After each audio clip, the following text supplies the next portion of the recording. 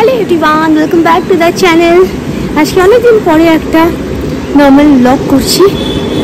আজকে সানডে অনেকগুলো short shoot করলাম, করে তাকে করে রেডি হয়ে এখন বেরোচ্ছি। এই সামনে আমাদের উবার দাঁড়িয়ে রয়েছে, এখন আমরা জাস্ট উঠবো আর বেরিয়ে যাবো। কাছাকাছি যাবো, সাউথ সিটি যাবো, চলে যাই তোমাদের সঙ্গে নিয়ে।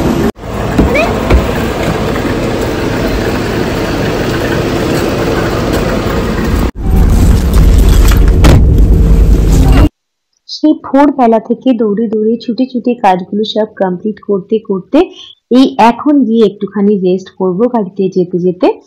আর আজকে ভাবছি রুবেবির চুলটা একটুখানি কাটিয়ে দেবো, একটু ট্রিম করিয়ে দেবো আর কি। একটুখানি বেড়ে গেছে চুলটা, কিছুদিন আগেই করিয়েছিলাম, বাট বাড়ন্ত শরীর যেহেতু চুলটা একটু বেড়ে গেছে তাড়াতাড়ি, তো সেটাকে একদম কাটিয়ে ভালো করে ছোট করে দেব। আর এই যে যাচ্ছি এখন যেতে যেতে বাড়ির আশপাশটা দেখছি, এতেই যেন মনটা ভালো হয়ে যায়। সবুজ গাছ, রাস্তাঘাটে মানে গাড়ি ঘোড়া চলছে, লোকজনকে দেখতে পাচ্ছি।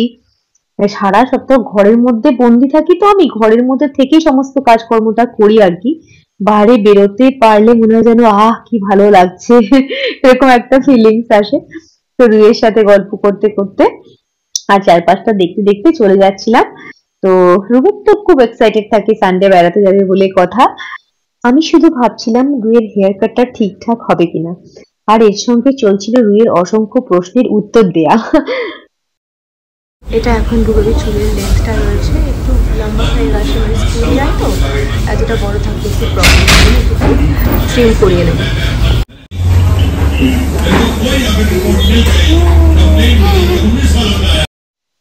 দেখতেই পাচ্ছ ঝাঁ চকচকে দুপুর, একেবারে প্রচন্ড তীব্র রোদের তাপ বাইরে। তো আমরা ভেতরে রয়েছিলাম বলে একটু রিলিফ পাচ্ছিলাম। রুকে দেখো খুশিতে পাগল হয়ে গেছে। আমি ওকে শ্যাম্পু করিয়ে নিয়ে যাই, ছোট মানুষ বলে, কিন্তু ওরা ওখানে বললো যে না, শ্যাম্পুটা ওরা করিয়ে দেবে। সেই জন্য দুবার করে শ্যাম্পু, এত টাইম নিয়ে শ্যাম্পুটা করছিল।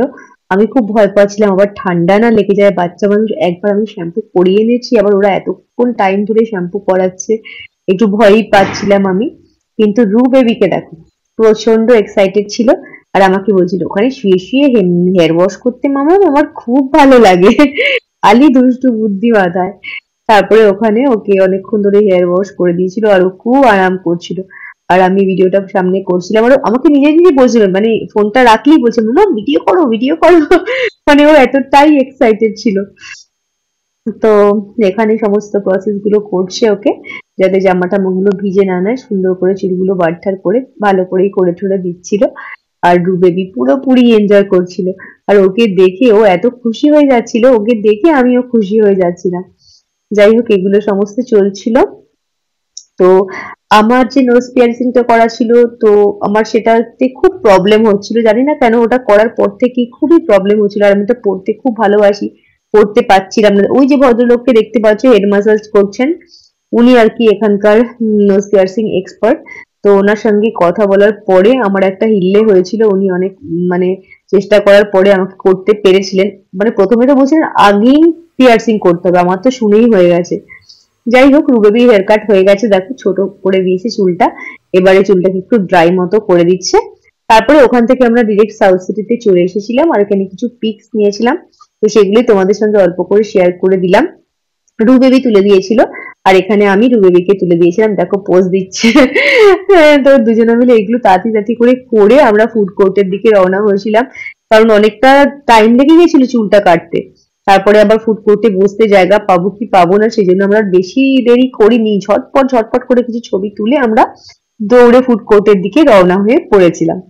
হেয়ার কাট হয়ে গেছে, আমরা সাউথ সিটিতে ঢুকে গেছি, এখন করে যাবো ফুড কোর্টে, ওখানে বসে একটু চিল করবো। সানডের বিকেল সন্ধে বেলায় এই ফুড কোর্টটায় আসতে বড্ড ভালো লাগে সাউথ সিটিতে। তো এখানে চলে এসেছি, যেহেতু আরো রুবেবির হেয়ার কাট করানো ছিল কাছেই, তো আজকে সাউথ সিটিতে আসতেই আমাদের বেশি সুবিধে হয়েছিল। তো চলে এসেছিলাম, এসেই আর কি রুয়ের স্ন্যাকিং স্টার্ট হয়ে যায় কেএফসি থেকে। তো এগুলো করছিল, আমি একটা কোল্ড কফি খাচ্ছিলাম, আর তার সঙ্গে দু একটা ফ্রেঞ্চ ফ্রাইজও আমি খেয়েছিলাম আর কি। তো বেশ ভালোই লাগছিল। তারপরে এখানে এসে বসেও আমি কয়েকটা শর্ট শুট করে নিয়েছি। বাড়িতে সব করেই গেছিলাম, তাও ওখানে বসেও করে নিয়েছি। আর কিছু মোবাইলে দেখতে থাকি এটা ওটা ভিডিও বা বিভিন্ন ধরনের জিনিসপত্র দেখতে থাকি, বেশ ভালোই লাগে। আর এখানে রুবেরিকে দেখো পুরো মুখটাকে পুরো একদম ভূত হয়ে গেছে খেয়ে দেয়ে, সস ফস লাগিয়ে, দেখো কিরকম ওই জন্য আমি দেখাচ্ছি। আর ওর ড্যাডি বলছে দেখ ওরকম দেখিও না, মুখটা এরকম অবস্থা, মুছে দাও। আমি ইচ্ছে করে নিয়েছি, মজা লাগে আমার এগুলো করতে। যাই হোক, তারপরে এগুলো ভালো করে ক্লিন টিন ওকে আমি করে দিয়েছিলাম, এখানে বসে দু একটা সেলফিও নিয়েছি, এটাও শেয়ার করে দিলাম তোমাদের সঙ্গে। তারপরে ডিনারের জন্য চলে এসেছিল পিৎজা, তো সবাই মিলে পিৎজা টিৎজা খেয়ে তারপর আর দেরি করিনি, তারপরে আমরা বাড়ির দিকে রওনা হয়ে পড়েছিলাম। বাড়িতে ফিরেও তো মানে বুঝতেই পারছো প্রচন্ড প্রচন্ড কাজ থাকে, তো সেগুলো এসে আবার করা, আর বেবির বইপত্র গোছানো পরের দিন স্কুলের জন্য, এইগুলো করতে করতে একটু দেরি হয়ে যায়। যাই হোক, তারপরে দেখো আমরা বেরিয়েও পড়েছি, সাউথ সিটি থেকে বাড়ির দিকে রওনা হয়ে পড়েছি। ভিডিওটা দেখতে যদি তোমাদের ভালো লেগে থাকে, please do like share and subscribe to my channel.